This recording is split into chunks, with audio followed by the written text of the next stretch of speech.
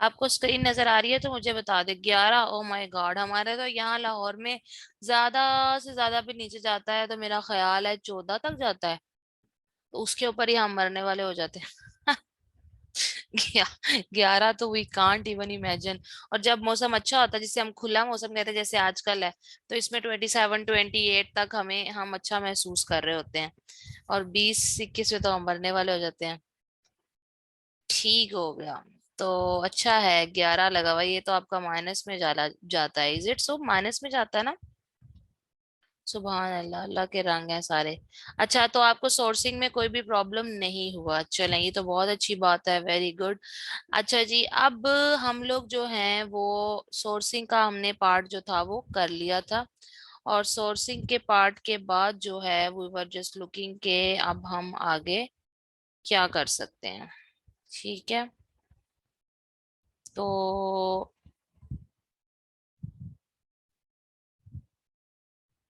Sourcing से related कुछ terminologies थी जो मैंने आपको सेंड की थी ग्रुप के अंदर, जो कि मैंने आपको लास्ट लेक्चर में नहीं बताई थी, वो मैं आपको जल्दी से बता देती हूँ। आप लोगों को शायद याद हो कि मैंने आप लोगों को एक पिक्चर शेयर की थी आप लोगों के ग्रुप में। ठीक है, और उस ग्रुप के अंदर जो फोटोज मैंने आपसे शेयर की थी उसके अंदर कुछ चीजें ऐसी थी जो कि मैंने आपको उस लेक्चर में नहीं बताई थी। ठीक है, ओके।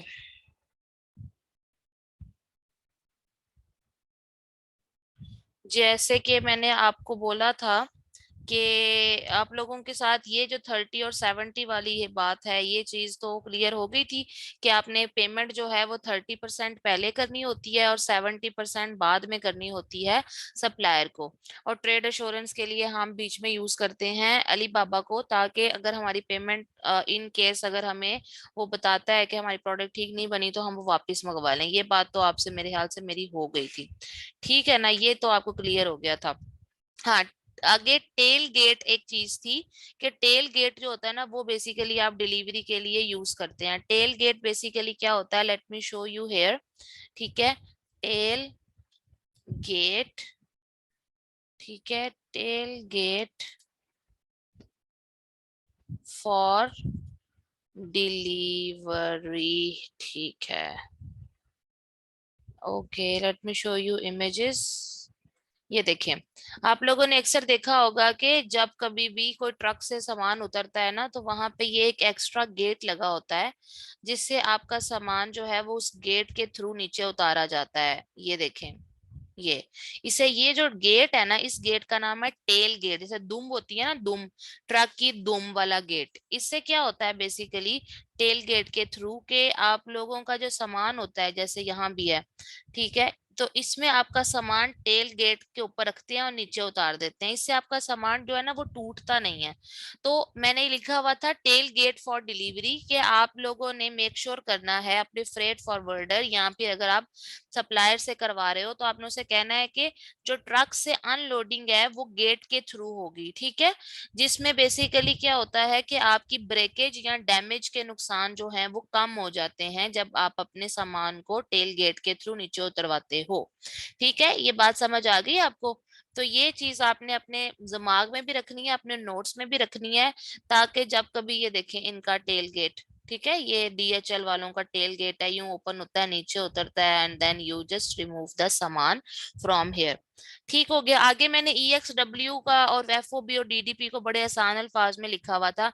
हाँ, इसमें एक चीज और थी, दैट इज बोल, BOL मैंने लिखा हुआ था। BOL क्या है? ठीक है, BOL, ठीक है, बिल ऑफ लैडिंग।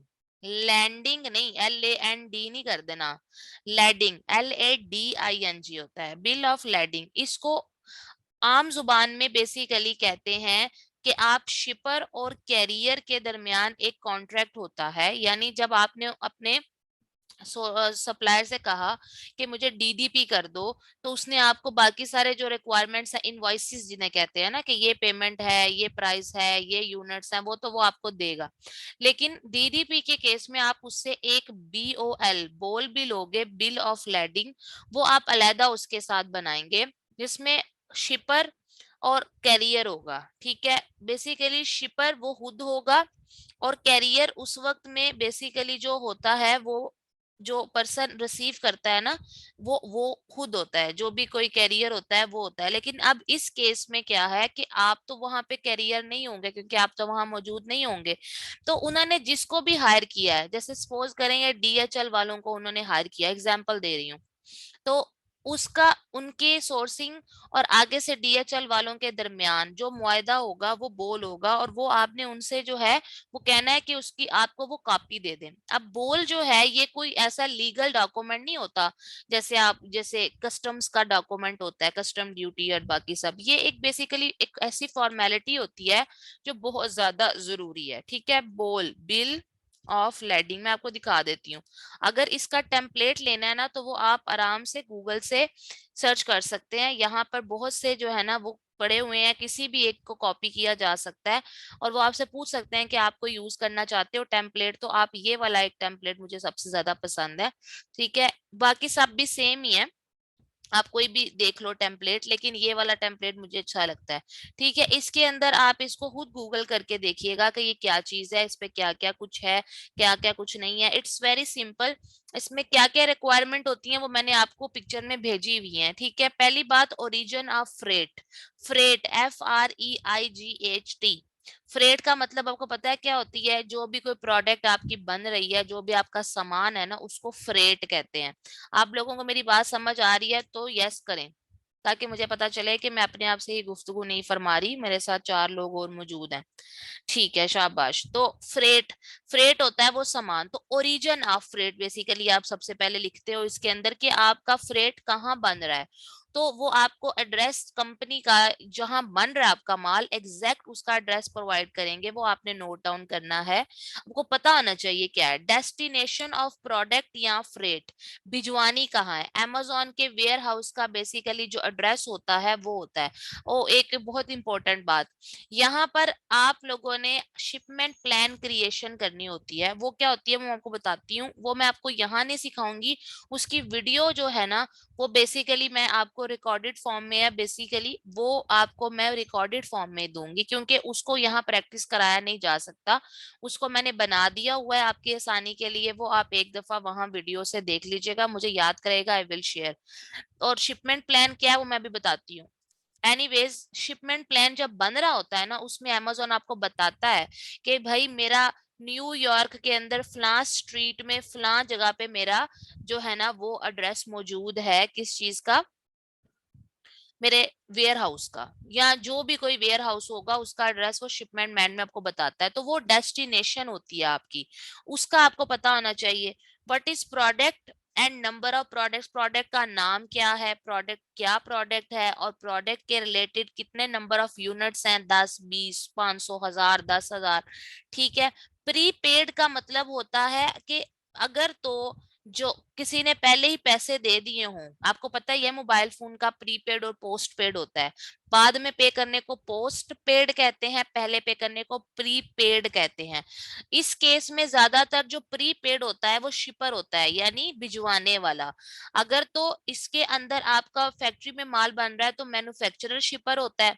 अगर तो इन आपने उसको नहीं कहा कि वो आपकी ये सारी करे, यानी EXW है या FOB है, तो फिर आपकी कंपनी मैन्युफैक्चरर जो है ना बेसिकली वो शिपर है, तो वो पहले पैसे पे कर देगा आगे वाली जो भी कोई ड्यूटी वो करवाने वाला है, यानी जिस जो भी आपका कैरियर है, जो भी कंपनी फ्रेट फॉरवर्डर कंपनी है, उसको वो पहले से ही पैसे दे देते हैं।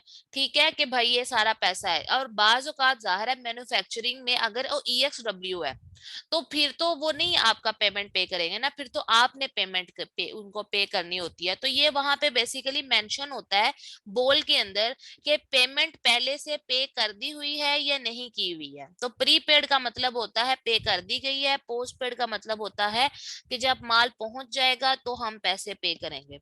ठीक हो गया। आपको अक्सर देखा ही होगा TCS के ऑफिस में अक्सर जाके हम पेमेंट पहले ही कर देते हैं कि भाई ये माल पहुंचा देना, पेमेंट मैंने एडवांस में कर दी है, ताकि जिसके घर माल पहुंचे उसको कैश ऑन डिलीवरी ना करना पड़े। तो ये उस तरह का एक हिसाब होता है।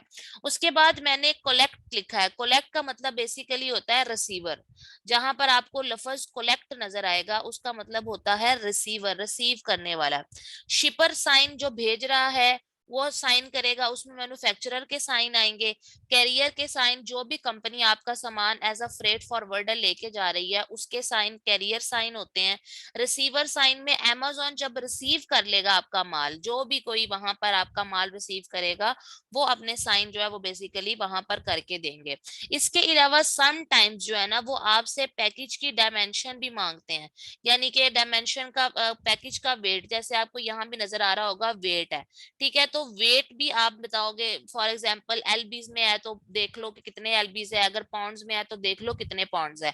ये आप खुद गूगल कर लेना इसको ना, फॉर्म को, इसमें कोई ऐसी परेशानी वाली चीज नहीं, लेकिन जो जो चीजें इंपॉर्टेंट है ना मैंने वो सिर्फ आपको बताई हैं कि ये टर्मिनोलॉजीज आ जाती हैं, तो उन टर्मिनोलॉजीज का आपको पता आना चाहिए। इससे हट के अगर कोई टर्मिनोलॉजी हो तो वो फिर आप मुझसे पूछ लीजिएगा।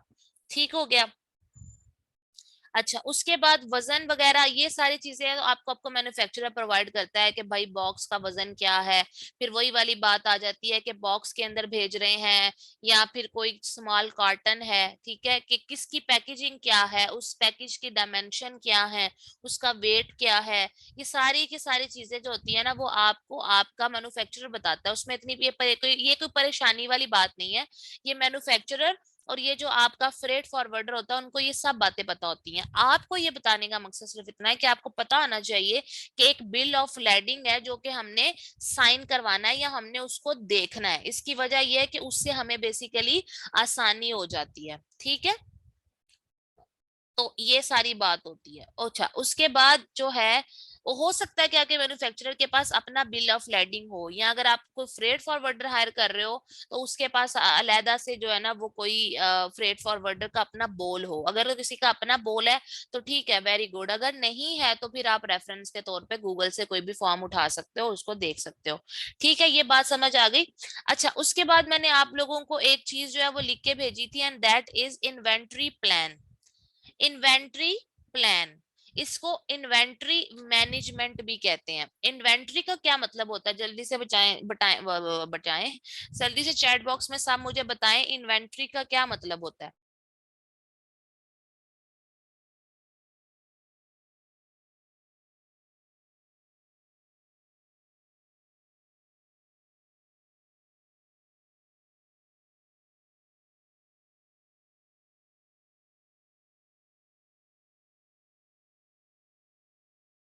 हुमैरा के अलावा कोई और बताएगा कि इन्वेंट्री का क्या मतलब होता है।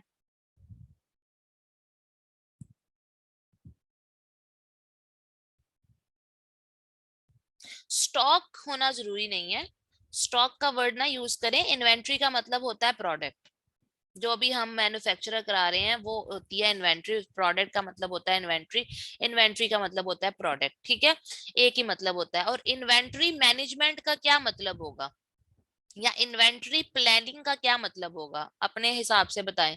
अबू बकर और हुमैरा के अलावा जो बाकी पार्टिसिपेंट्स हैं वो भी काइंडली पार्टिसिपेट करें।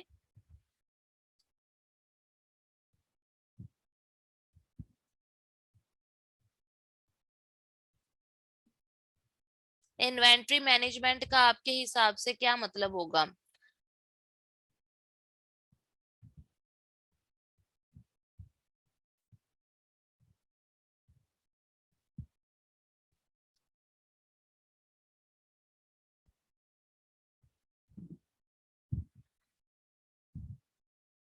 अबू बकर, आपके स्पेलिंग्स में काफी मिस्टेक्स हैं, स्टॉक के पहले स्पेलिंग गलत है, अब इन्वेंट्री के भी गलत हो गए हैं। स्पेलिंग्स अपने ठीक करें बच्चे।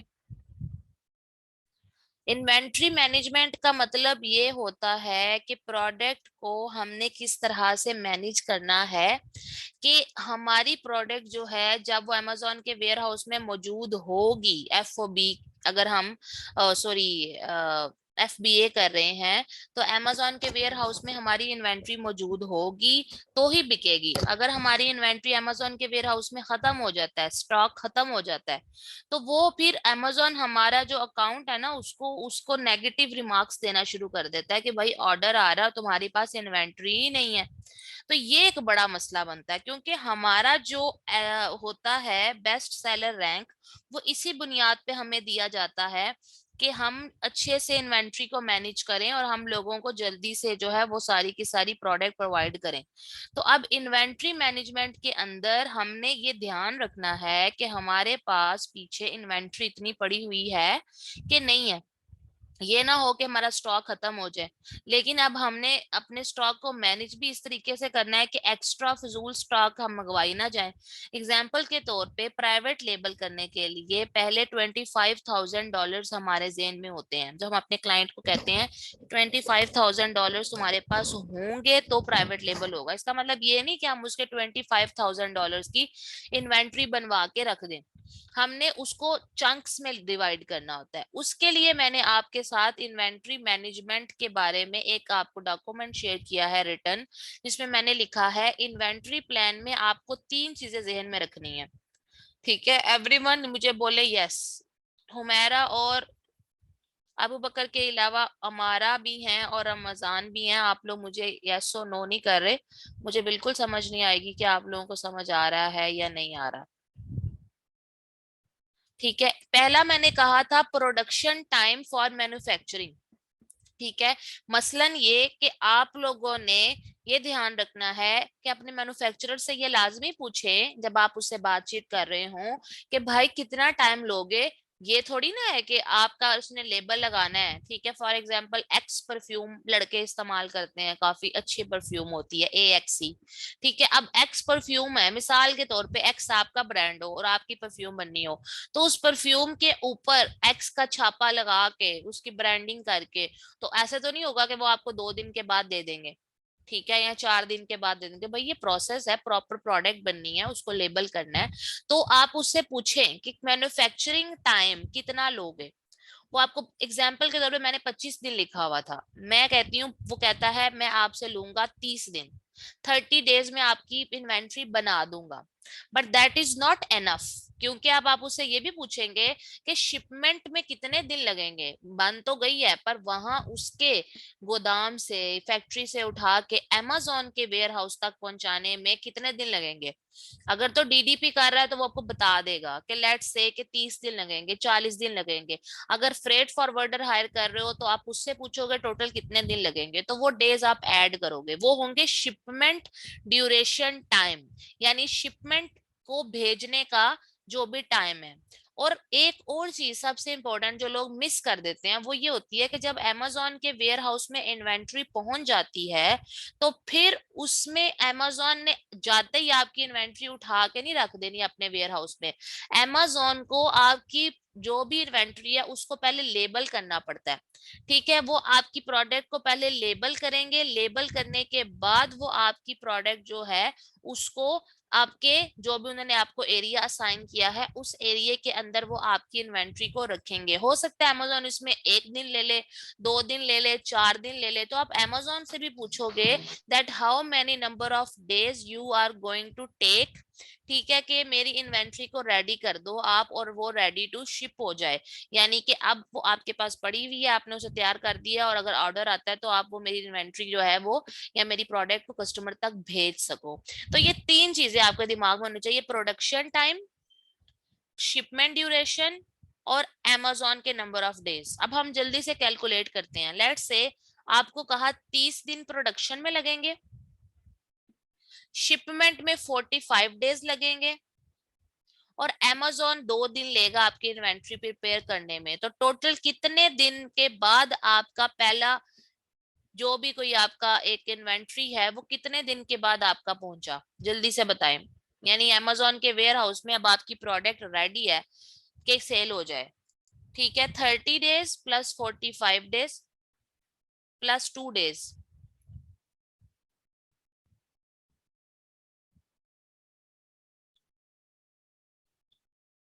77 डेज, शाबाश। ठीक है, 77 डेज आपके बनते हैं। तो अब 77 डेज को महीनों पे डिवाइड करेंगे, ये कितने महीने बनते हैं।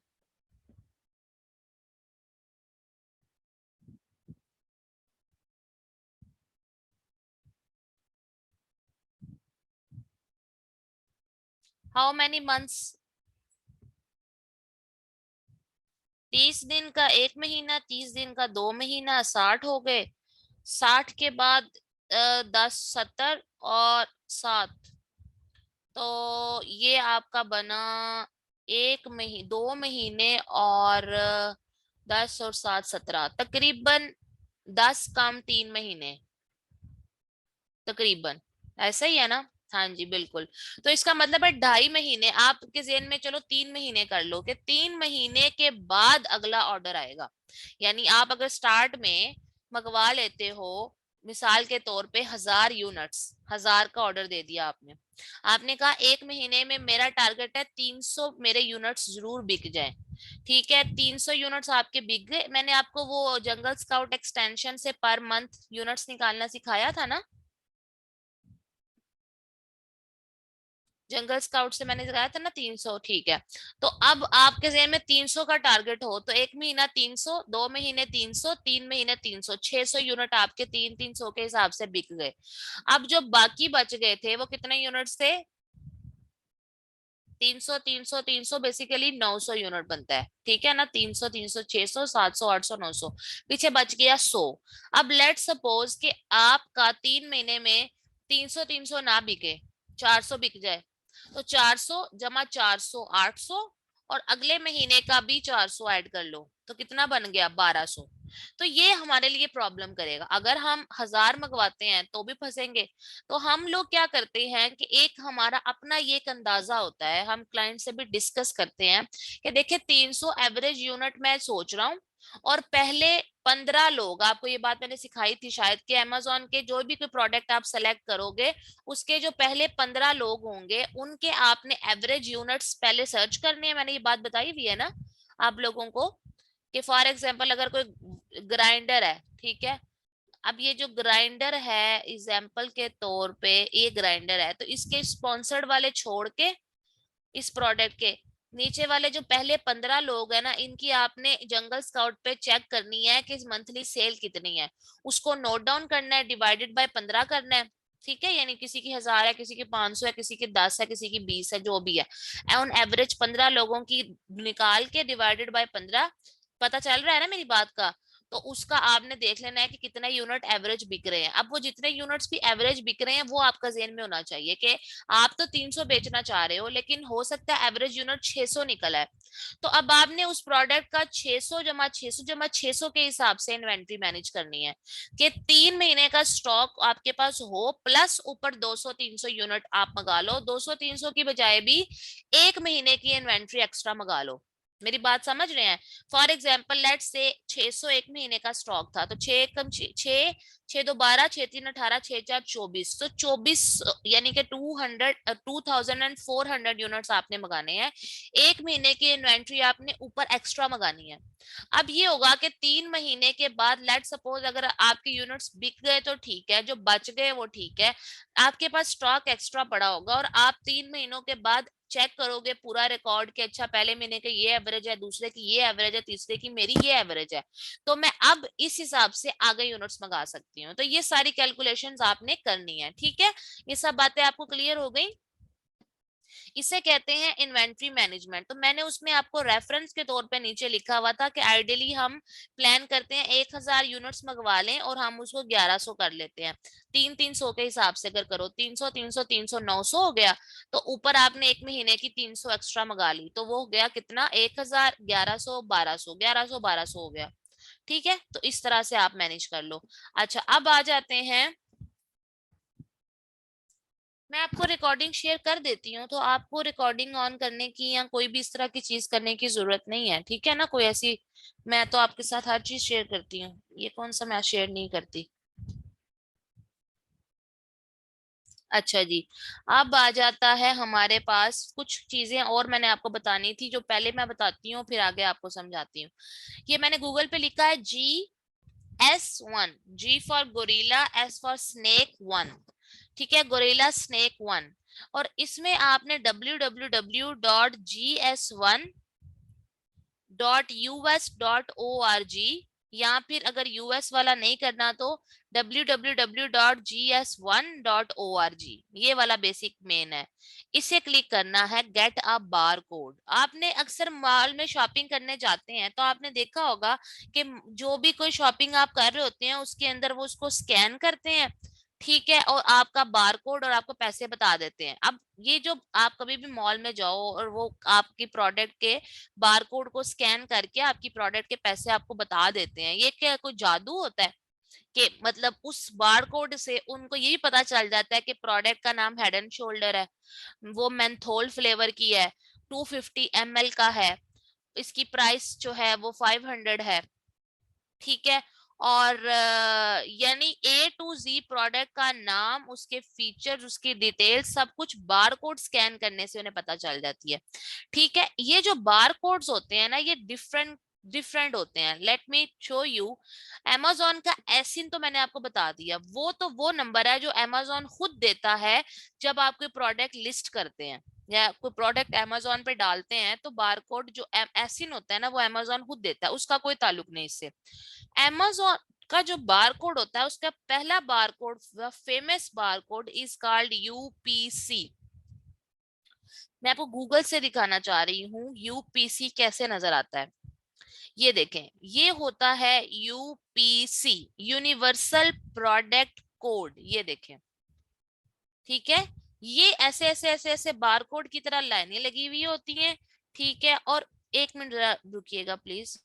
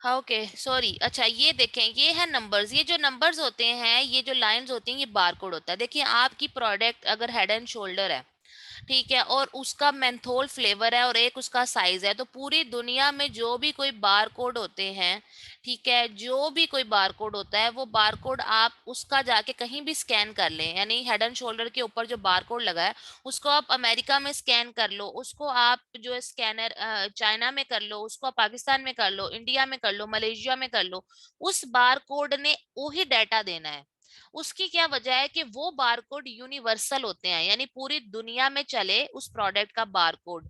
ठीक है, और वो ये GS1, ये कंपनी जो है ना, ये देती है, ये वाले बारकोड्स प्रोवाइड करती है, ये आपको खरीदने पड़ते हैं कि भाई ये हमारी प्रोडक्ट है, इसके लिए बारकोड दे दे। आपका एक बारकोड एक ही प्रोडक्ट के लिए होता है, उसमें वेरिएशंस, अगर एक प्रोडक्ट आपकी, जैसे मिसाल के तौर पे मैंने भी बोला कि मेंथोल फ्लेवर है हेड एंड शोल्डर का, तो वो आपका एक ही फ्लेवर है, उसका एक ही बारकोड होगा। अगर इची फ्लेवर है, उसका दूसरा, क्लासिक के लिए तीसरा। शर्ट है, अगर कोई शर्ट आप सेल करते हो, शर्ट सेम साइज की ब्लैक कलर की, एक बारकोड लगेगा उस पे, लेकिन ब्लू कलर के लिए दूसरा बारकोड आपको बाय करना पड़ेगा। और एक और बात, ये बारकोड्स आपने दुनिया में और कहीं से बाय नहीं करने, लोग आपको सस्ते में भी कहते हैं हमसे बारकोड्स ले लो। 2 नंबर, तो आपने amazon के स्टैंडर्ड्स जो होते हैं ना, उनको खराब नहीं करना। amazon ने यही कहा है कि हमें GS1 से अप्रूव्ड बारकोड देना है, तो यहाँ पर आपने हमेशा अपनी लोकेशन चेंज करनी है। आप पाकिस्तान के लिए बारकोड नहीं खरीद रहे प्रोडक्ट का, आपने यहाँ पे सबसे पहले, ऑफ कोर्स आपको पता है कि आपने यूनाइटेड स्टेट्स ऑफ अमेरिका के लिए काम करना है, तो यहाँ पर आपने MNSTOPU, ठीक है, ये आ गया यूएसए, ये वाला आपने यहाँ ये सेलेक्ट करना नहीं भूलना, क्योंकि आपने यूएसए के लिए बार कोड लेना है। ठीक है, और अब इस बार कोड पे ये जो नंबर शंबर, ये सब कुछ ये आपको GS1 वाले प्रोवाइड करते हैं, आपने इस चीज की टेंशन नहीं लेनी।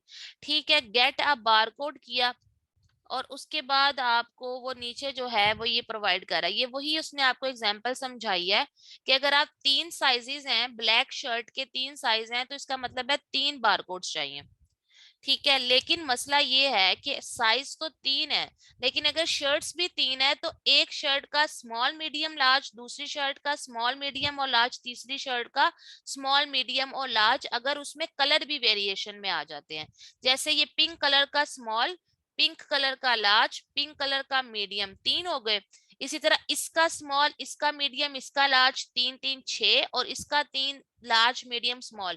तो ये इन्होंने बड़ी अच्छी इमेज बनाई हुई है, इसको आप खुद स्टडी कीजिएगा, मुझे यकीन है आपको अच्छे से समझ आ जाएगा कि वो बताना ये चाह रहे हैं कि आपने बारकोड्स जो हैं वो हर एक वेरिएशन, और वो चाहे साइज की हो, वो कलर की हो, वो स्टाइल की हो।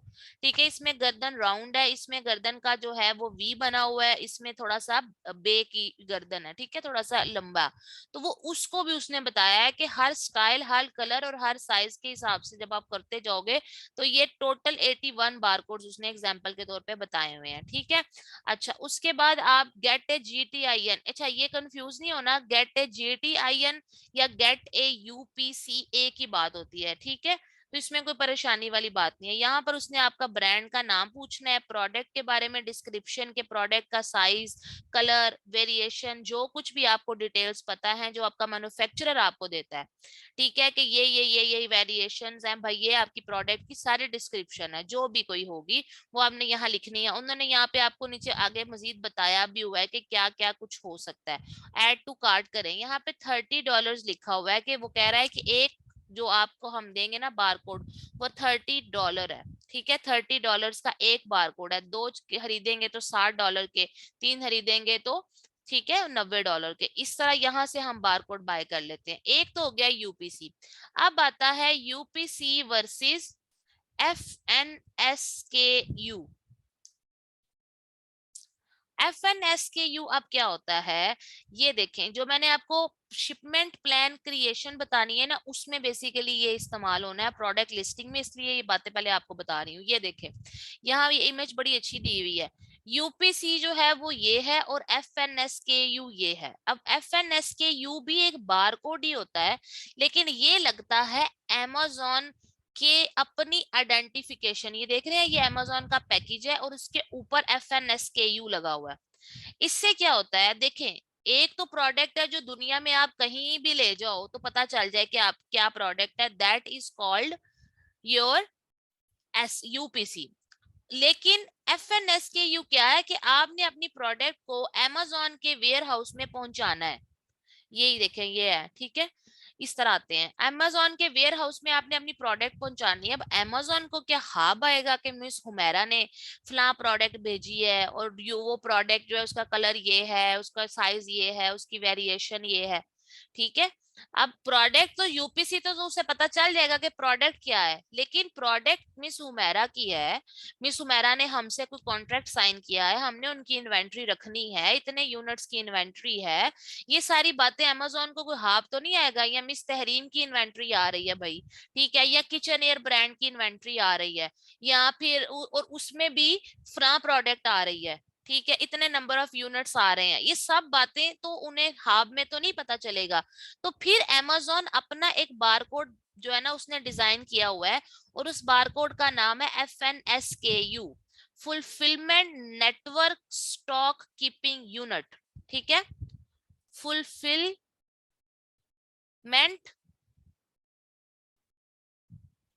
फुलफिलमेंट नेटवर्क,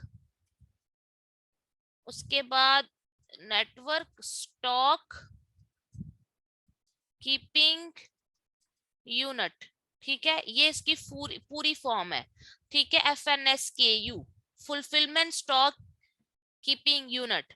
ठीक है, FNSKU, ये मैंने आपको बता दिया कि ये क्या होते हैं, ये Amazon के बारकोड्स होते हैं जिससे Amazon अपने वेयर हाउस में आपके इन्वेंट्री को स्कैन करता है, जैसे ये देखेंगे स्कैनर से स्कैन कर रहा है। ठीक है, FNSKU को। इसके बाद एक होता है स्टॉक कीपिंग यूनिट, SKU जो होता है ना, that is called stock keeping unit. अगर आप FN को हटा दें, ठीक है, तो पीछे बचता है stock keeping unit. Stock keeping unit जो होता है उसका मतलब होता है कि अब आपने अपने लिए भी तो कोई रिमाइंडर रखना है ना, कि मुझे भी पता चले कि मेरी प्रोडक्ट का क्या कोड है, ठीक है, या मैं अपनी सहूलत के लिए कोई अपनी प्रोडक्ट को अपना नाम देना चाहूँ, अपना कोड देना चाहूँ, वो होता है स्टॉक कीपिंग यूनिट। जैसे ये एग्जांपल बड़ी प्यारी है कि अगर आपकी ब्लू है कलर तो आपने लिख दिया पहले 3 वर्ड्स BLU, अगर टी शर्ट है तो आपने लिख दिया /T, उसके बाद साइज मीडियम है तो लिख दिया /med, और मैन्युफैक्चरिंग कोड जो है वो CF26, मिसाल के तौर पे ये आपको दिया था उसने मैन्युफैक्चरर ने, तो आपने वो लिख दिया SF26, तो ये बन गया BLUTEEMED blue T shirt medium size and manufacturing code.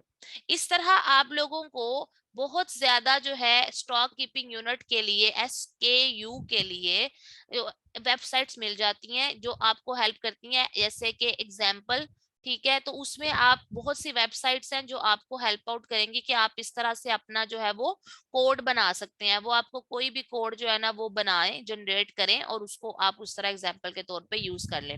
अब ये सब बातें जो मैंने आपको बताई हैं FNSKU की, SKU की और UPC की, इनका इस्तेमाल मैं अब आपको करके दिखाती हूँ, ठीक है। देखें, आपके पास सेलर सेंट्रल अकाउंट जो आपके पास अपना नहीं होता, ठीक है, वो आपको आपका क्लाइंट देता है, वो पूरे का पूरा आपका वो बनाता है, मैंने आपको ये बात पहले भी बताई है, LLC बनाता है, अपना अकाउंट बनाता है और आपको वो ये पीछे से बैकएंड पे प्रोवाइड कर देता है। अब यहाँ पर आने के बाद आपने, मैंने आपको बताया था मेन पेज पे आते हैं जब, तो मेन पेज पे आने के बाद आपने यहाँ पर, ठीक है, डैशबोर्ड चेंज हो गया भाई, अच्छा डैशबोर्ड ही चेंज हो गया, पहले यहाँ सामने ऊपर आ रहे होते हैं, ये नया डैशबोर्ड आ गया। यहाँ पर आपने जाना है कैटालॉग में, कैटालॉग में जाके आपने ऐड प्रोडक्ट को क्लिक करना है और ऐड प्रोडक्ट में आने के बाद I am adding a product not sold on Amazon, क्योंकि आप अपने ब्रांड के नाम से पहली दफा प्रोडक्ट ऐड करो तो ये वाला ऑप्शन आप सेलेक्ट करोगे, फर्स्ट वन को सेलेक्ट करने के बाद मैंने आपको बताया था आपकी प्रोडक्ट की जो भी कोई टाइप होगी वो आप यहाँ डायरेक्ट उसकी टाइप भी लिख सकते हो, प्लस आप अपनी प्रोडक्ट का नाम भी लिख सकते हो। जैसे फॉर एग्जाम्पल हमने एक प्रोडक्ट है जो कि है ये मेरी प्रोडक्ट है नाइफ होल्डर, एग्जाम्पल मैं दे रही हूँ, ठीक है। यहाँ से इसका नाइफ होल्डर कॉपी किया और उसको आपने डाल दिया यहाँ पर सर्च के अंदर, प्रोडक्ट टाइप जहाँ लिखा हुआ है, ठीक है, इसको आपने सर्च किया तो नीचे ढेर सारे ऑप्शंस आ गए हैं, इनको आपने कंफर्म करना है। जब आप इस पेज पे नीचे जाओगे और नीचे जाने के बाद आप देखोगे कि यहाँ पर हमारी है जी किचन एंड डाइनिंग और उसमें नाइफ ब्लॉक्स, ठीक है, मेन किचन एंड डाइनिंग और उसके बाद नाइफ ब्लॉक्स। तो आप यहाँ से जरा देख लो कि क्या हो सकता है, जैसे किचन एंड डाइनिंग और उसके बाद knife set, knife utensil sharpener, तो ये नाइफ सेट थोड़ा सा ज्यादा क्लोज जा रहा है इसके, ठीक है, मैनुअल नाइफ शार्पनर, तो that is kitchen and dining and knife blocks, ये आ रहा है हमारे पास। Kitchen and dining, kitchen tools, kitchen knife और मैग्नेटिक, ये मैग्नेटिक नहीं था ना, ये आपने गौर देख करना है, ये मैग्नेटिक नहीं है इसलिए मैग्नेटिक नहीं सेलेक्ट करना। नाइफ सेट, ठीक है, और नाइफ शार्पनर, ये नाइफ सेट ज्यादा इसके क्लोज है तो आप इसे सेलेक्ट कर लो अगर एग्जैक्ट नहीं आ रहा तो। अब ये मैंने आपको बताया था, ऊपर आएगा वाइटल इंफॉर्मेशन, नीचे आएगा वेरिएशन, ऑफर, इमेजेस और डिस्क्रिप्शन। इसमें सबसे पहले मैंने कहा था वेरिएशंस का मैं बाद में बताती हूँ, पहले प्रोडक्ट का आईडी। अब ये प्रोडक्ट आईडी आगे आपने सेलेक्ट पे क्लिक करना है और यहाँ से मैंने आपको जो सिखाया है वो यूपीसी है, एसिन नहीं आपने सेलेक्ट करना है क्योंकि आपको तो पता ही नहीं एसिन क्या है, वो तो बाद में असाइन होगा।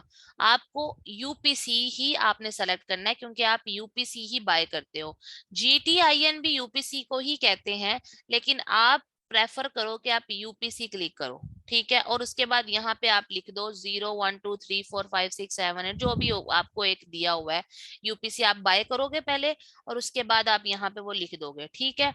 उसके बाद इसका जो टाइटल है कि प्रोडक्ट का टाइटल क्या होगा, प्रोडक्ट का टाइटल देखें, ये जो आपका कंपेटिटर होता है ना, ठीक है, इसका ये यहाँ पर आपका उसने टाइटल दिया होता है, ये देखिए ये पूरे का पूरा प्रोडक्ट का टाइटल है। ये जो टाइटल है, इस टाइटल के अंदर से मेन जो है वो आपने अपना सेलेक्ट करके उसको अलग कर लेना होता है, ठीक है। और वो आपने करना होता है वर्ड डॉक्यूमेंट के अंदर, साथ साथ आपने ना एक वर्ड की फाइल बनानी होती है, ठीक हो गया। वो वर्ड की डॉक्यूमेंट की फाइल मैं आपको बाद में बताऊंगी, वो कंफ्यूजन में चले जाएंगे आप। वैसे आपको बता देती हूँ कि ये उसका जो नाम है ना आपके कंपेटिटर का, कि आप अगर यही सेल कर रहे हो तो उसने ये नाम रखा है, अब आपने भी इससे मिलता जुलता ही नाम रखना है। तो आप इसके अंदर से कोई भी एक सेलेक्ट कर लो, कि जैसे इसका टाइटल है knife holder and utensil holder, ये इसका मेन है ना। और इसके अलावा इसको स्टेनलेस स्टील भी कह सकते हैं, modern rectangular design, universal knife block भी कह सकते हैं, एंड किचन यूटेंसिल ऑर्गेनाइजर भी कह सकते हैं। लेकिन इसका जो मेन नाम है वो है नाइफ होल्डर, ठीक है। एंड ये क्या हो गया, रीसेट, ठीक है, that is knife holder plus utensil holder. इसको यहाँ से आपने किया कॉपी, यहाँ पर आप इसका नाम रख दो अब जो भी आपने टाइटल में रखना है छोटा सा, ठीक है। उसके बाद ब्रांड का नाम, अगर आपका कोई ब्रांड है, जैसे आपको मैंने ये देखे टाइटल होता है ना, टाइटल के नीचे ब्रांड नाम लिखा होता है, ये ब्रांड है और इसके आगे है लेक्सिनिक्स वर्ड।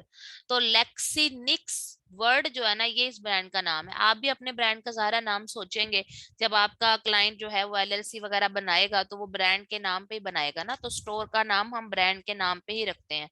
तो वो आप यहाँ से जो भी कोई आपका अपना होगा वो आपने रखना है। इसका है लेक्सिनिक्स वर्ड, तो हम यहाँ एग्जाम्पल के तौर पर लिख देते हैं लेक्सिनिक्स, ठीक है। उसके बाद मॉडल, ठीक है, मॉडल आपको मैंने बता दिया कि वो आपको प्रोवाइड करता है आपका अपना मैन्युफैक्चरर। वो आपको बता देगा कि जी हमने इसका मॉडल नेम ये रखा है, तो वो आप अपने रेफरेंस के तौर पर लिख सकते हो कि जी फॉर एग्जांपल मॉडल का जो नाम है वो CF/23 है, ठीक है। उसके बाद नंबर ऑफ आइटम्स के, बाज़-औक़ात एक प्रोडक्ट होती है सीधी सीधी, बाज़-औक़ात प्रोडक्ट के अंदर दो चीजें होती हैं, जैसे ये देखें, इसका एक ये है और एक ये है, ठीक है। अगली ये देखें दो, और एक ट्रे भी है। तो ये तीन चीजें हैं इस एक प्रोडक्ट के अंदर, फॉर एग्जांपल तीन चीजें हैं, ठीक है। तो आपने इस तरह बताना है कि नंबर ऑफ आइटम्स जो हैं वो बेसिकली क्या है, 3 है, ठीक है, कि उसमें तीन चीजें आती हैं। उसके बाद यूनिट काउंट्स, ठीक है। यूनिट काउंट्स का मतलब होता है कि वही के इसके कितने पार्ट्स हैं। अगर आप ये देना चाहते हैं दे सकते हैं, नहीं भी देना चाहते तो कोई बात नहीं।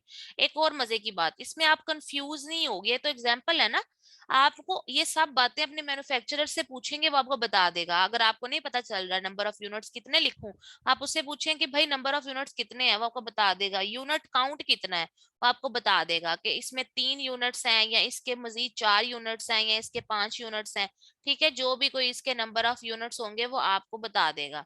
तो उसके बाद यूनिट काउंट टाइप, ठीक है, कि बेसिकली इसकी क्या टाइप है, यानी कि ग्राम्स में है, लीटर में है, मिलीमीटर के अंदर है, आपका जो भी कोई यूनिट्स हैं उनके, यानी कि वो वजन की बात कर रहा है कि उसकी टाइप क्या है, वो ग्राम्स में हमने देखना है उसको, यानी उसकी डायमेंशंस क्या है। अगर हम इसकी बात करें, ये वाला फॉर एग्जांपल हमारे पास है, तो अब इसकी जो डायमेंशंस हैं सारी की सारी, ठीक है, यूनिट टाइप्स के अंदर, वो हमारे पास अब हम देखते हैं कि वो किसके अंदर है। मीटर्स में नहीं, पाउच नहीं, ग्राम्स नहीं, लीटर्स नहीं, मिलीमीटर्स, सेट, ठीक है, ये बेसिकली सेट है, ठीक है ना, ये सेट है तीन का, तो इसलिए हम इसको तीन का सेट लिख देंगे। और ये भी अगर आपको इनके समझ ना आ रहा हो कि मैं यहाँ पे फीट लिखूं, कैन लिखूं, पैक लिखूं, ये पैक है, कैन है, पाउंड्स है, ठीक है, या सेट है क्या है, तो आप अपने क्लाइंट से, अपने मैन्युफैक्चरर से पूछ सकते हैं। उसके बाद प्रोडक्ट की कोई इंस्ट्रक्शन के भाई ये माइक्रोवेव सेव है, इसको कोई डिश वॉशर तो नहीं करना, हैंड वॉश तो नहीं करना, ठीक है, ये प्रोडक्ट है ना, तो ये डिश वॉश में साफ हो जाएगी या फिर हैंड वॉश करनी पड़ेगी। तो ये आप अपने क्लाइंट से पूछेंगे सेफ्टी के लिए कि यार ये जो आपने बना के दिया नाइफ होल्डर, ये हैंड वॉश है या क्या है। उसके बाद कंटेन्स लिक्विड कंटेंट, इसमें कोई पानी वाली चीज तो नहीं है, तो आप कहेंगे नो इसमें पानी वाली चीज नहीं है, ठीक है। 1 मिनट रुकिएगा।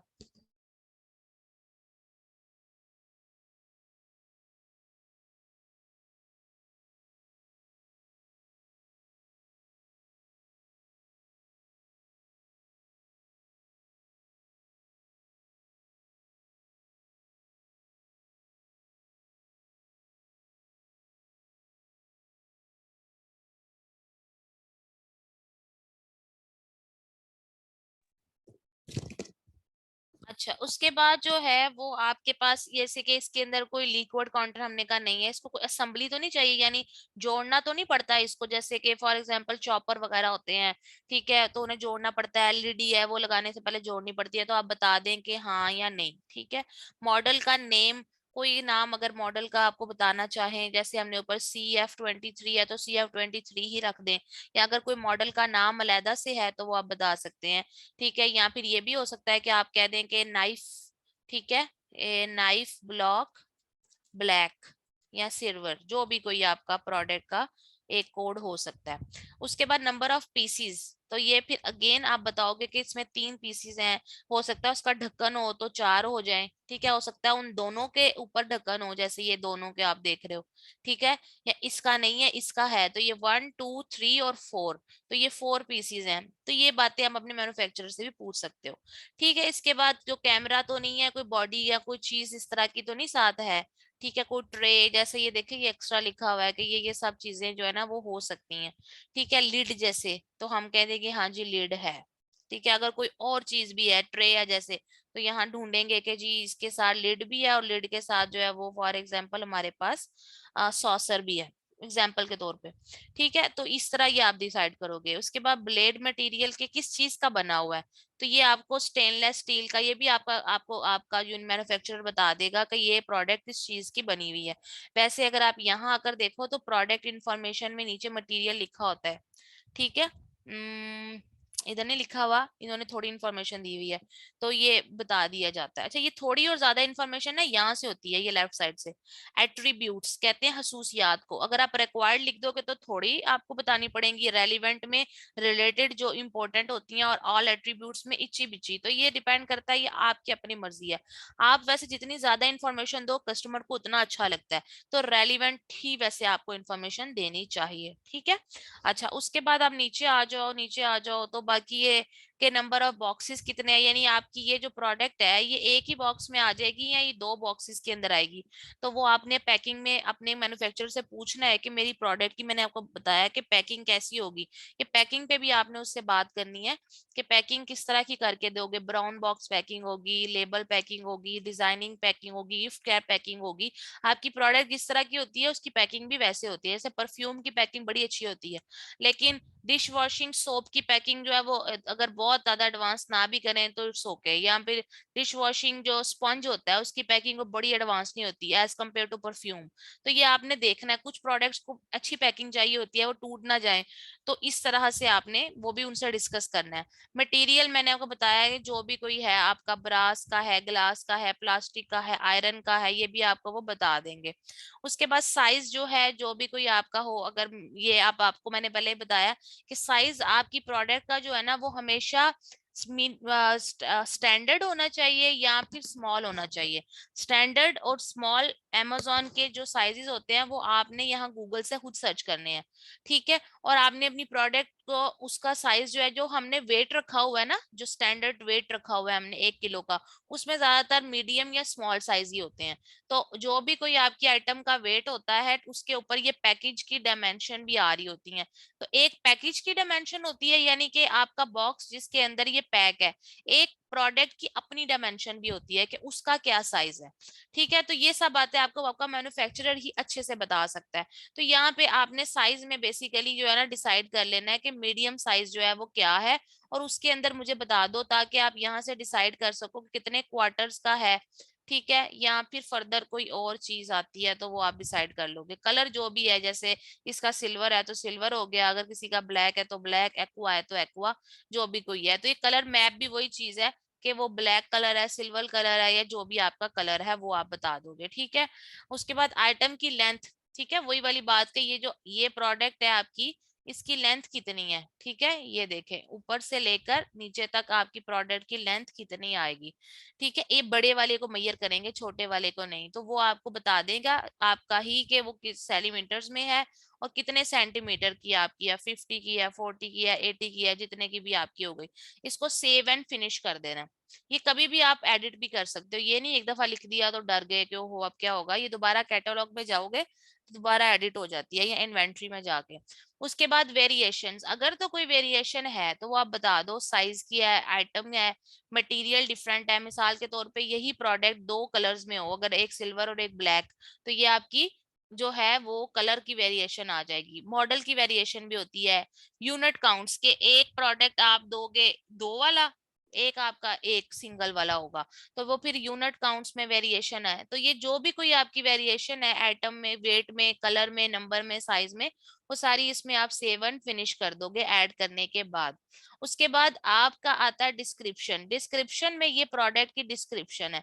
ये डिस्क्रिप्शन बेसिकली आप क्या चीज है, ये देखें, आपकी जो प्रोडक्ट डिस्क्रिप्शन है ना, वो यहाँ आपका जो भी कोई कंपेटिटर होता है ना, जिसको आप फाइनल करते हो कि ये प्रोडक्ट भेजनी है, उसने आगे प्रोडक्ट की डिस्क्रिप्शन लिखी हुई होती है।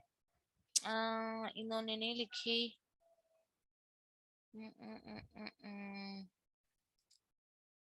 अच्छा, इसने प्रोडक्ट की डिस्क्रिप्शन ही नहीं लिखी हुई। मैं आपको कोई और खोल के दिखाती हूँ, किसी और की प्रोडक्ट डिस्क्रिप्शन।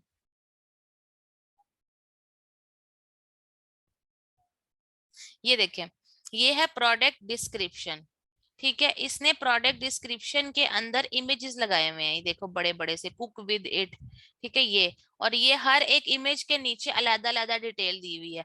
जब आप इस तरह इमेजेस लगा के प्रोडक्ट की डिस्क्रिप्शन लिखते हो ना, तो इसे कहते हैं ABC, sorry EBC, enhanced based content. I repeat, EBC, enhanced, enhance करना, बढ़ाना, बेस्ड कंटेंट। इसमें क्या होता है कि आप प्रोडक्ट के बारे में इंफॉर्मेशन को इमेजेस के थ्रू शो करते हो। यानी बड़े बड़े इमेजेस, जैसे ये देख रहे हैं आपके, इसमें इस साइज का भी आ जाएगा, इस साइज का नाइफ भी आप इस होल्डर में रख सकते हो, ये सारे डिटेल्स हैं। तो ये EBC होता है ना, जब आपका ब्रांड रजिस्टर होता है ना अमेजोन पे, ब्रांड रजिस्ट्री कहते हैं उसको, तो फिर आप ये सब कुछ लिख सकते हो। अदरवाइज आपने ये जो इस पिक्चर के नीचे डिटेल्स दी हुई है ना, सीधी सीधी सी, इनको आपने सीधा सीधा सा यहाँ से अपने प्रोडक्ट के हिसाब से कॉपी करके एडिट करके, वो मैं बताती हूँ कि कॉपी और एडिट कैसे होता है, उसको कंटेंट राइटिंग भी कहते हैं, वो आपने यहाँ पे प्रोडक्ट डिस्क्रिप्शन में डाल देनी है कि ये प्रोडक्ट की डिस्क्रिप्शन है। अगर आपका जो भी कोई ब्रांड है वो रजिस्टर नहीं है तो। ये अब बुलेट पॉइंट्स हैं। बुलेट पॉइंट्स का मतलब क्या है, ये देखें, टाइटल होता है ना, जो टाइटल के नीचे ये टाइटल था, ये टाइटल था, टाइटल के नीचे ये ब्रांड था, ब्रांड के नीचे आपको ये प्रोडक्ट मिली हुई है, प्रोडक्ट का मटेरियल, कलर, साइज, ये सब आपने पीछे बता दिया था। उसके बाद आपको यहाँ बुलेट पॉइंट्स नजर आते हैं। चलो, इन्होंने बुलेट पॉइंट्स नहीं लिखे, कोई कुछ नहीं लिख रहा, कोई कुछ नहीं लिख रहा, सारी से आने हैं। पिछले पेज पे मैं आपको दिखाती हूँ, पिछली प्रोडक्ट पे बुलेट पॉइंट्स थे। ठीक है, ये देखें, ये ये देख रहे हैं, ये पहला बुलेट पॉइंट इस प्रोडक्ट के बारे में इसकी क्वालिटी बताई हुई है, दूसरा बुलेट पॉइंट, तीसरा बुलेट पॉइंट, चौथा बुलेट पॉइंट, एक दो तीन चार, तो ये चार बुलेट पॉइंट्स हैं। ठीक है, तो ये चारों के चारों, पांच छह भी लिख सकते हो आप यहाँ पे। पहला बुलेट पॉइंट लिखा, ठीक है, ऐड मोर करके दूसरा बुलेट पॉइंट लिखा, ऐड मोर करके तीसरा लिखा, ऐड मोर करके चौथा, ऐड मोर करके पांचवा, ऐड मोर करके सिक्स। तो ये इस तरह यहाँ शो होना शुरू हो जाएंगे। ठीक है, तो उसके बाद आपने इसको सेव एंड फिनिश कर दिया। अच्छा, उसके बाद आपने डिस्क्रिप्शन लिखी और उसके बाद अब इमेजेस पे आ जाओ। इमेजेस पे आपने यहाँ one by one images upload करने हैं, जो कि पहला मेन इमेज होता है, उसके बाद 1 2 3 4 5 6 7 8, ये सारे इमेजेस आपने अपलोड करने होते हैं जो यहाँ पे शो हो रहे हैं। जैसे इसका पहला इमेज ये है, ठीक है, इसका दूसरा इमेज ये है, तीसरा इमेज ये है। अब ये इमेजेस की जो फोटोग्राफी है, और उसके बाद इसको ये जो डिजाइन किया हुआ है, ये ग्राफिक डिजाइनर ने किया हुआ है, फोटोग्राफर ने इसको खींचा हुआ है। फोटोग्राफी और ग्राफिक डिजाइनिंग के लिए आप जो है वो कांटेक्ट कर सकते हो मुझसे भी, कि मेरे पास आई हैव फोटोग्राफर है, ग्राफिक डिजाइनर्स। इसके अलावा आप फाइवर पे जाओ, फाइवर से भी आप किसी को हायर करना चाहो तो कर सकते हो। और फोटोग्राफी आपका मैन्युफैक्चरर भी आपको करवा के दे सकता है, उनके पास फोटोग्राफर्स होते हैं। आप उसे बता दो कि ऐसी ऐसी इमेजेस हैं। amazon पे इमेजेस को अपलोड करने की रिक्वायरमेंट्स होती हैं, वो आपने चेक करनी है खुद से, ये मैं आपको नहीं सिखा रही। आपने खुद से इमेजेस की जो रिक्वायरमेंट्स होती हैं वो चेक करनी है, जाके क्या क्या रिक्वायरमेंट्स होती हैं, और उस हिसाब से आपने इसको जो है ना वो देखना है, और फिर अपने ग्राफिक डिजाइनर को बताना है। फॉर एग्जांपल चाइना में माल बन रहा है, वो आपको इमेजेस तो खींच के भेज देंगे जो भी आपने उन्हें स्टैंडर्ड बताया हुआ है, और ज्यादातर उनको पता होता है अमेजोन का क्या है। लेकिन जो इसको इस तरीके से डिजाइन करना है ना, जैसे लार्ज कैपेसिटी लिखा हुआ है और उसके बाद knife holder up to this end knife holder up to, ये सारा काम होता है ग्राफिक डिजाइनर का। वो आप उसको हायर कर सकते हो, पाकिस्तानी अच्छे पैसों में हायर हो जाता है और वो आपकी प्रोडक्ट का सारा डिजाइन करके आपको दे देता है। ठीक हो गया। अच्छा, अब ये इमेजेस जब एक दफा डिजाइन हो गए, आपने खींच लिए, उसके बाद इनको 1 2 3 4 करके आपने अपलोड कर दिया और सेव एंड फिनिश कर दिया। ठीक है, ये अब आपको बात समझ आ गई है? यहाँ तक आपको चीजें समझ आ गई हैं एवरीवन?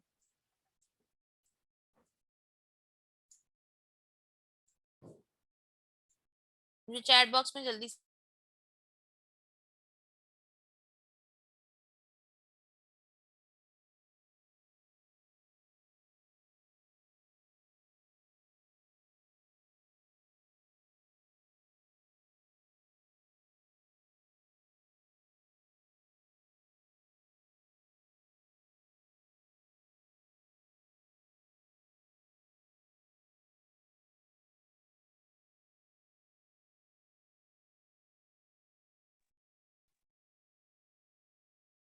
ठीक हो गया।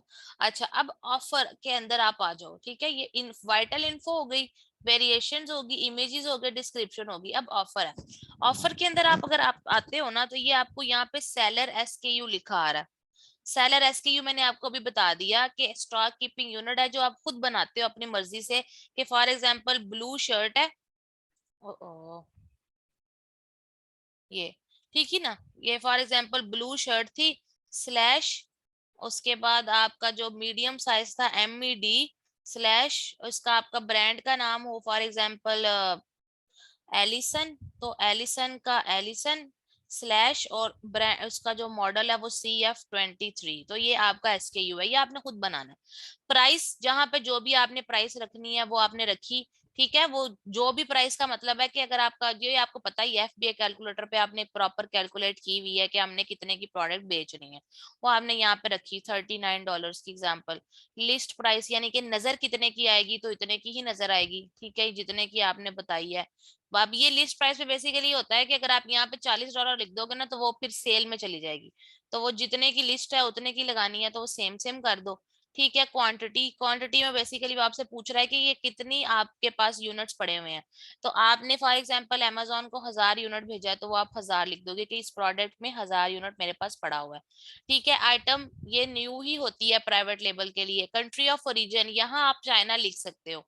कंट्री ऑफ ओरिजिन में आप चाइना लिख सकते हो, तो आपने यहाँ चाइना लिखना है अगर चाइना से बनवा रहे हो। HS, ये कोड आपका नहीं है बेसिकली, ये सेलर सेंटर मेरे पास जो है ना, ये इंडिया का है, तो इंडिया के लिए ये HSN कोड होता है, आपसे नहीं मांगा जाएगा। ठीक है, उसके बाद यहाँ पर आपकी रिटेल प्राइस, वो पूछ रहा है कितने की तुम्हें पड़ी है ये प्रोडक्ट, तो अगर आपने बताना है तो ठीक है, नहीं बताना तो ना सी। आप बता दो कि मुझे ये प्रोडक्ट, आपको पता ही है क्या प्राइस होती है, जो प्रॉपर आप FBA कैलकुलेटर से कैलकुलेट करते हो, कि मुझे 24 की पड़ी है। ठीक है, और यहाँ आपने FBA क्लिक करना है, आई विल शिप नहीं करना, बल्कि ship will Amazon service provider, और सेव एंड फिनिश कर देना है आपने यहाँ पे। ठीक हो गया, यहाँ तक अब आप लोगों को समझ आ गया? अच्छा, अगर रेलिवेंट के बाद अगर आप ऑल एट्रीब्यूट्स पे क्लिक करोगे ना, तो फिर आपको मजीद कुछ चीजें नजर आएंगी, जैसे कि ऑफर और कीवर्ड्स, और कीवर्ड के अलावा मोर डिटेल्स। मोर डिटेल पे अगर आप क्लिक करोगे ना, तो यहाँ पर आप मैन्युफैक्चरर का नाम लिख सकते हो जो कि आप खुद दोगे। फॉर एग्जांपल यहाँ अगर आपको नजर आए, आप नीचे जाओ। ठीक है, तो नीचे जाने के बाद आपको यहाँ इसकी प्रोडक्ट इंफॉर्मेशन के अंदर नजर आ रहा है मैन्युफैक्चरर, जो इसने अपना नाम लिखा है, तो आपने यहाँ भी मैन्युफैक्चरर लिखना है अपना नाम। ठीक है, प्रोडक्ट की कोई एक्सपायरी डेट तो नहीं है या कोई एग्जाम्पशन तो नहीं है, अगर है तो वो आप बता दो, अगर नहीं है तो कुछ ओके। मैन्युफैक्चरर का पार्ट नंबर अगर देना है ठीक है, नहीं लॉन्च किस दिन करनी है जरूरत नहीं है, ये भी जरूरत नहीं है, बस इसमें थोड़ी रेलिवेंट इंफॉर्मेशन है। पैकेज की डायमेंशंस वगैरह आप जरूर बता दो कि भाई मेरा जो प्रोडक्ट का पैकेज है उसकी हाइट इतनी है, लेंथ इतनी है, विड्थ इतनी है, और वो सारा कुछ आप यहाँ से यूनिट्स भी सेलेक्ट करोगे कि भाई यार्ड्स में है, DM में है, मिलीमीटर में है, मीटर में है, तो यहाँ से सेलेक्ट करते गए, यहाँ पे डाल दिया। पैकेज का वेट बता दो, ये आपको पहले आपके क्लाइंट ने मैन्युफैक्चरर ने बताया होगा। मॉडल ईयर लिखना है तो ठीक है, नहीं तो कोई बात नहीं। यानी ये वो चीजें हैं जिसमें से जितनी जितनी आपको समझ आती हैं और आप देना चाहते हो आप वो लिखो, बाकी एक्स्ट्रा देने की जरूरत नहीं है, ठीक है। उसके बाद मोर डिटेल्स के अलावा एक एक्स्ट्रा चीज आई थी, ऑफर। ऑफर में बेसिकली क्या है कि ऑफर के अंदर अगर आप देना चाहते हो कोई ऑफर, ठीक है, तो वो आप दे सकते हो। ऑफर का क्या मुराद है कि इसके अंदर बेसिकली आपके पास ऑफर में आती है एक इम्पोर्टेंट चीज, और वो ये होती है कि यहाँ पे कि ये सेल प्राइस, कि अगर आपने कुछ सेल लगानी है, यानी आपकी प्राइस 34 है, सेल प्राइस पे आप ये चीज $23 की दे रहे हो। जैसे ये वाली प्रोडक्ट हम देख रहे थे, तो इस प्रोडक्ट में ऐसे ही हो रहा था कि इसकी जो प्राइस है, ठीक है, ये देखें, इसकी प्राइस 45.9 है, इसने 27 का लगाया हुआ है। तो ये फिर यहाँ आप जिसकी जो सेल लगाना चाहते हो वो लगा दी, और ऊपर आपकी जो असल प्राइस है वो लगा दी, तो इस तरह ऑफर आ जाएगी। ये ऑल एट्रीब्यूट्स करोगे ना फिर आएगा, मैं बता रही हूँ आपको।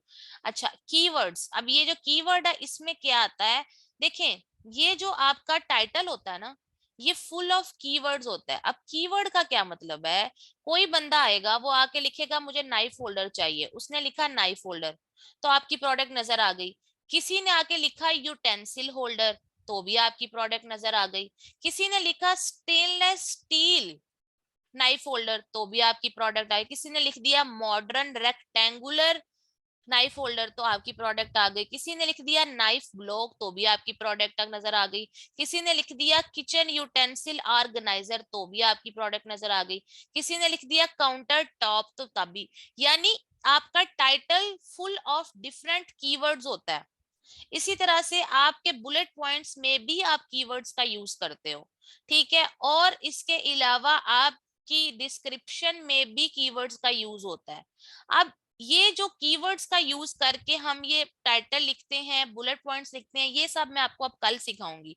लेकिन कुछ कीवर्ड्स ऐसे होते हैं जो हम फ्रंट पे नहीं लिखते, यानी ना वो टाइटल में होते हैं ना वो बुलेट पॉइंट्स में होते हैं, बल्कि वो बैक एंड पे सर्च टर्म्स में आते हैं। सर्च टर्म्स कीवर्ड को ही कहते हैं। फॉर एग्जांपल, कोई मेरे जैसा पढ़ा लिखा बंदा हो, वो नाइफ के स्पेलिंग लिखता है NIFE, मतलब सानू पता ही नहीं कि नाइफ दे विच के आंदा है। एग्जांपल दे रही हूँ, तो देखे नाइफ लिखा तो नाइफ होल्डर ही ओपन हुआ ना। तो ये जो नाइफ, ये जो स्पेलिंग है ना, जो आप अपने डिस्क्रिप्शन में तो नहीं लिख सकते वरना लोग आप पे हंसेंगे, इनको आपने यहाँ बैक एंड पे लिखना है, ठीक है, ताकि जब आपकी प्रोडक्ट को कोई NIFE भी लिखता है ना तो नजर आ जाए, यानी रॉन्ग कीवर्ड्स। इसके अलावा बहुत से कीवर्ड्स होते हैं जो आप नहीं लिख सकते फ्रंट एंड पे, जगह नहीं होती, ऑप्शन नहीं होता, वो सब हम पीछे सर्च टर्म्स में लिखते हैं, कीवर्ड्स में, ठीक है। तो वो आपको मैं इंशाल्लाह अब कल सिखाऊंगी कि ये प्रोडक्ट की जो लिस्टिंग होती है, पीछे तो मैंने आपको सिखा दिया कि यहाँ आप कैसे प्रोडक्ट की लिस्टिंग को अपलोड करते हो सेलर सेंट्रल में। अब ये जो ये यहाँ पर सामने नजर आ रहा है, ये आप पीछे लिखोगे तो फिर ही आगे नजर आएगा ना। तो ये आपने कैसे बनाना है, इसे कहते हैं कंटेंट राइटिंग या कॉपी राइटिंग या प्रोडक्ट लिस्टिंग राइटिंग। एक होता है प्रोडक्ट को लिस्ट करना, वो पीछे जाके सेलर सेंट्रल में आप करते हो, लेकिन उसको करने से पहले आपने प्रॉपर कॉपी राइटिंग या कंटेंट राइटिंग करनी है। ये टाइटल बनाओगे तो पीछे जाके लिखोगे ना, बुलेट पॉइंट्स बनाओगे तो फिर पीछे जाके लिखोगे ना। ये थोड़ी है कि अपने कंपेटिटर के ऐसे एज इट इज उठा के लिख देने हैं। तो वो हम बनाएंगे कैसे, ये मैं आपको इंशाल्लाह कल की क्लास में बताऊंगी, ठीक है। कोई कंफ्यूजन तो नहीं? अच्छी थी, इंटरेस्टिंग थी क्लास?